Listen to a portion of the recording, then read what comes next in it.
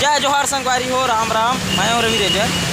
आप मन देखा था स्मार्ट सिटी बिलासपुर, जेकर अंतर्गत बने हुए अनेक प्रकार के जानवर जंतु जिनला दर्शाए गए हमारे छत्तीसगढ़ के पूरा धरोहर ले यहाँ दिखाए गए स्मार्ट सिटी के अंतर्गत।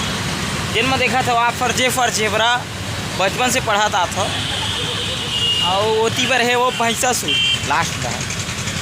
वे आप मन देखा था स्मार्ट सिटी बिलासपुर, जिला बोलते हैं हमर बिलासपुर, पीखर बिलासपुर, काखर बिलासपुर है।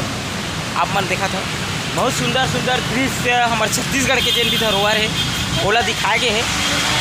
मैं दिखाना चाहता हूँ आप मन ला बहुत बहुत बहुत बहुत अच्छा दृश्य है। आगू में अनेक प्रकार के जीव जंतु ला यहाँ दिखाए गए है। ये हम पहुँच गए भैंसासुर, जो बहुत ही खूबसूरत ढंग से ये मेरा चित्र ला बनाया गया है, बहुत ही अच्छा।